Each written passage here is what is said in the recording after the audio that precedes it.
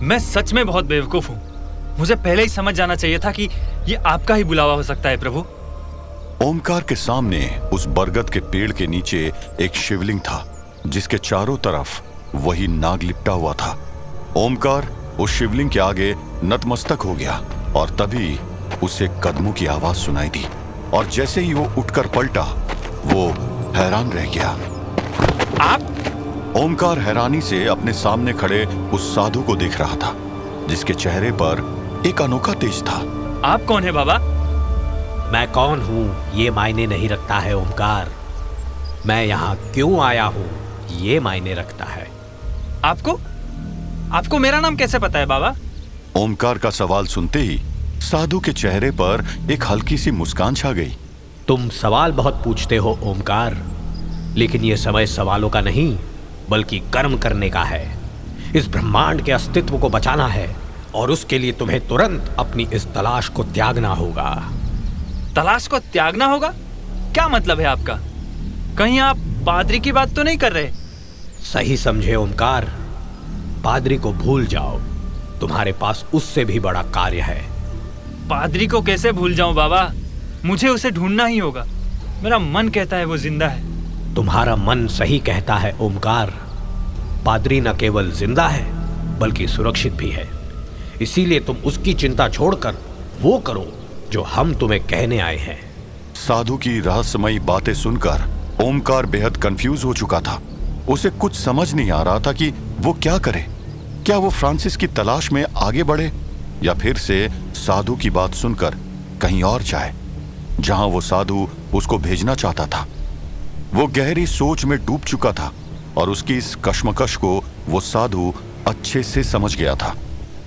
लगता है तुम तय नहीं कर पा रहे हो, चलो हम तुम्हारी दुविधा दूर कर देते हैं। और फिर अचानक उस साधु का जिस्म सूर्य की तरह चमकने लगा। ओमकार के लिए आंखें खुली रख पाना असंभव हो रहा था, लेकिन वो फिर भी उस साधु की ओर देखने की कोशिश कर रहा था और फिर अचानक उसकी आंखें खुली की खुली रह गई। अगले ही पल ओमकार अपने घुटनों पर आ चुका था। उसका सर प्रणाम की मुद्रा में झुक चुका था और दोनों हाथ जुड़कर उस साधु को प्रणाम कर रहे थे। प्रभु, मुझे क्षमा कर दीजिए प्रभु, मैं आपको पहचान नहीं पाया। मारुति नंदन, मुझे क्षमा कर दीजिए। मारुति नंदन, क्षमा कर दीजिए। ओमकार की क्षमा याचना देखकर वो साधु आगे बढ़ा और उसने ओमकार के झुके हुए सर पर अपना हाथ रख दिया, मानो वो उसे आशीर्वाद दे रहा हो। इसमें तुम्हारा कोई दोष नहीं है ओमकार, ये मात्र कलयुग का प्रभाव है। कलयुग का प्रभाव? मैं कुछ समझा नहीं प्रभु। कलियुगस्य तमोर्ण छायः दिव्य दृष्टिं विमोहयति, क्षणे क्षणे भक्तस्य भक्ति तमसा आच्छादते ततः, अनुगामी स्नेह संबंधः शिष्यस्य च भगवतः च विवर्धते दूरिभावः ध्यानेन विहीनेन। जैसे जैसे कलयुग शक्तिशाली होगा, भगवान और उसके भक्त के बीच में दूरियां बढ़ती जाएंगी। भक्त की भक्ति कमजोर होने लगेगी और भगवान की दिव्य दृष्टि धूमिल। कलयुग भगवान और उसके भक्त के बीच में आने लगेगा और धीरे धीरे सब समाप्त हो जाएगा। इसीलिए स्वयं को दोष मत दो ओमकार।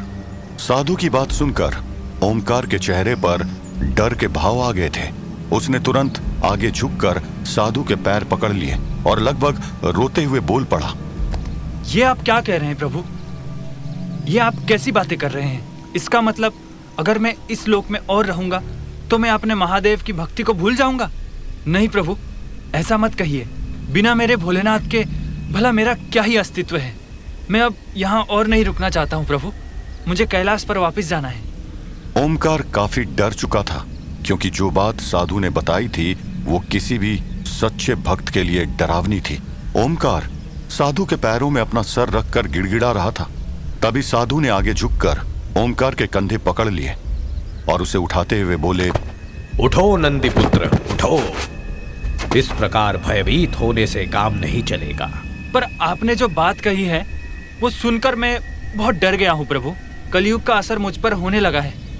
तभी मैं उस नाग को देखकर समझ नहीं पाया कि वो महादेव का दूत है। मैं अपने ही भगवान के भेजे दूत को शत्रु मानकर उससे दूर जाने की कोशिश कर रहा था। हम जानते हैं ओमकार, और इसीलिए कह रहे हैं कि स्वयं को दोष मत दो। ये तो मात्र कलयुग का प्रभाव है। कलियुगे विहीनः स्यात् देवः शक्त्या विमोहितः, शिष्य भक्ति विहीनत्वात् देवता बलहीनताम्, धर्मोऽपि संकटं याति शिष्यस्य स्कन्धभारेण, रक्षणीयं भवेद्देवं धर्मं चापि समर्पितं, सत्यभक्त्या श्रद्धया च शीलसंयम धारणात्, कलियुगस्य प्रभावं तु क्षयं नयेत् सतां जनः, युद्धं शिष्यः स्वदेवाय धर्म च प्रयोजयेत्, ततो हि कलियुगं हन्यात् नित्यत्वं व्यपोहति। अर्थात कलियुग में देवता अकेले और कमजोर होते जाएंगे, भक्तों की भक्ति धीरे धीरे कम होने लगेगी और इसके बिना देवता अपनी शक्ति खोने लगेंगे, भक्ति के बिना उनका सामर्थ्य मिटने लगेगा, साथ ही धर्म भी एक बड़े संकट में पड़ जाएगा और विनाश के कगार पर जा खड़ा होगा। अब देवता और धर्म दोनों को बचाने का बोझ भक्त के कंधों पर होगा। सिर्फ सच्ची भक्ति, अटल श्रद्धा और उचित चरित्र के साथ ही कलयुग के प्रभाव को रोका जा सकेगा। 3 युगों तक भगवान ने भक्तों की रक्षा की है, किंतु कलयुग में भक्त को भगवान और धर्म दोनों की रक्षा करनी होगी। यही इस कलयुग का संदेश है। जागो, काम करो और भक्ति और धर्म के माध्यम से संतुलन वापस लाओ, अन्यथा कलयुग सदैव के लिए स्थापित हो जाएगा। इसीलिए उठो भक्त ओमकार, उठो और अपना काम करो, उठो। साधु के उन शब्दों ने मानो ओमकार के जिस्म में जान फूंक दी थी। वो एक झटके में उठ खड़ा हुआ और साधु को प्रणाम करते हुए बोला, आज्ञा दीजिए प्रभु, क्या करना है मुझे? तुम्हें एक ऐसी जगह जाना है जहां तुम्हारे पास रखी इस मायावी तलवार पर्वतक्ष का निर्माण हुआ था। शेष तुम्हें वहां पहुंचकर पता चल जाएगा। अब देर मत करो ओमकार। और फिर उन साधु बाबा ने ओमकार के कानों में कुछ कहा, जिसे सुनकर ओमकार हैरान रह गया। लेकिन अगले ही पल उसने साधु को प्रणाम किया और पलटकर जंगल से बाहर जाने के लिए निकल गया। ओमकार अब एक नए सफर पर निकल चुका था। वहीं ड्रैकुला और अनीता का सफर अब लगभग खत्म होने वाला था। क्या बात कर रहे हो? मतलब जिसे हम राजा नागनाथ समझ रहे थे वही बलौर था। हे भगवान, इतना बड़ा ट्विस्ट! ड्रैकुला ने अनीता को बालोर की पूरी कहानी सुना दी थी, जिसे सुनकर अनीता बिल्कुल हैरान थी। तभी उसके मन में एक और सवाल आया और उसने बिना देरी किए पूछ लिया, व्लाद, मुझे एक बात अब तक समझ नहीं आई। कौन सी बात? तुम जनरल रूट की उस कैद से आजाद कैसे हुए? मैंने उस पिंजरे को देखा था। उसे तुम्हें कैद रखने के लिए विशेष तौर पर बनाया गया था। उसके ऊपर सिल्वर की कोटिंग की गई थी। फिर भी तुम उस पिंजरे से बाहर कैसे आए? अनीता का सवाल सुनकर ड्रैकुला ने एक गहरी सांस ली। तुम सुनोगी तो शायद तुम्हें यकीन नहीं होगा। तुम्हारे साथ इतना समय बिताने के बाद क्या ये पॉसिबल है कि तुम जो बताओ उस पर मैं विश्वास ना करूं? कभी कभी तो मुझे लगता है कि शायद मेरे लिए इस दुनिया में अब देखने के लिए कुछ बचा ही नहीं है। सब कुछ तो देख ही लिया है मैंने। इच्छाधारी नाग, मुर्दा, बोने, भेड़िया मानव और अघोरी भी। और इन सब से भी ज्यादा स्ट्रेंज तुम बताओ, तुम जो भी बोलोगे उस पर मुझे पूरा भरोसा होगा। तुम्हारे कैद होने के बाद कुछ ऐसी घटनाएं हुई है जिन्होंने मुझे गहरी सोच में डाल दिया है। सबसे पहले तो बलौर से लड़ते समय जब उसके सेठ नाग ने मुझे बर्फ की कैद में कैद कर दिया था, तब ना जाने कहां से अचानक मेरी बॉडी से खूब सारी रोशनी निकली और वो पूरी बर्फ की चादर मेल्ट हो गई। मुझे लगता है कि एमेनोटैप से लड़ते समय जिस सनस्टोन को मैंने एक्टिवेट किया था, उससे मुझे कुछ अजीब सी पावर्स मिल गई है। और शायद उन्हीं पावर्स की वजह से दिन के उजाले में ना केवल मेरी वैम्पायर पावर्स इनएक्टिवेट हो जाती है, बल्कि वैम्पायर के रूप में मेरी कमजोरियां भी निष्क्रिय हो जाती है। रूट ने जब मुझे कैद किया तो सुबह होते ही मुझे इस बात का रियलाइजेशन हो गया था। सूरज निकलने के साथ ही उस पिंजरे की सिल्वर कोटिंग मुझ पर असर नहीं कर रही थी और बस मैंने इस बात का फायदा उठाया। वो कैसे? अभी ड्रैकुला अनीता की बात का कोई जवाब देता कि तभी उसे कुछ एहसास होने लगा। उसने चलते हुए घोड़े को रोक दिया। क्या हुआ व्लाद? तुम रुक क्यों गए? कुछ गड़बड़ है अनीता। क्या हुआ? क्या गड़बड़ है?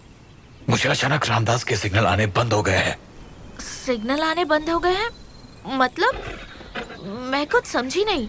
मेरे काटने से जो भी वैम्पायर बनता है उसका ब्रेन मेरे ब्रेन से कनेक्टेड रहता है। इन शॉर्ट मैं हर अपने फॉलोअर के प्रेजेंस को फील कर सकता हूँ और उन्हें अपने ब्रेन की वेव से इंस्ट्रक्शंस भी दे सकता हूँ। इसी कनेक्शन की वजह से मुझे भरोसा है कि रामदास वही है जहाँ मैं उसे लॉक करके आया था, ताकि वो किसी का शिकार ना कर बैठे। पर अब अचानक से मुझे उसका प्रेजेंस फील होना बंद हो गया है। प्रेजेंस फील होना बंद हो गया है? इसका क्या मतलब हुआ? अनीता बहुत कंफ्यूज थी। ड्रैकुला के साथ रह रहकर बार बार उसे उसके बारे में कुछ नया पता चलता था और उसे ऐसा लगता था जैसे कि वो अभी भी ब्लाद को पूरी तरह जान नहीं पाई थी। उधर ड्रैकुला अपनी आंखें बंद करके कुछ करने की कोशिश कर रहा था, इसलिए उसने अनीता के सवाल का जवाब नहीं दिया और इस कारण अनीता का दिल घबरा उठा। मेरे सवाल का जवाब दो व्लाद। प्रेजेंस फील नहीं होने का क्या मतलब है?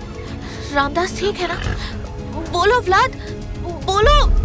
मैं अपने दिमाग पर पूरा जोर डाल रहा हूँ अनीता, पर मैं रामदास के प्रेजेंस को महसूस नहीं कर पा रहा।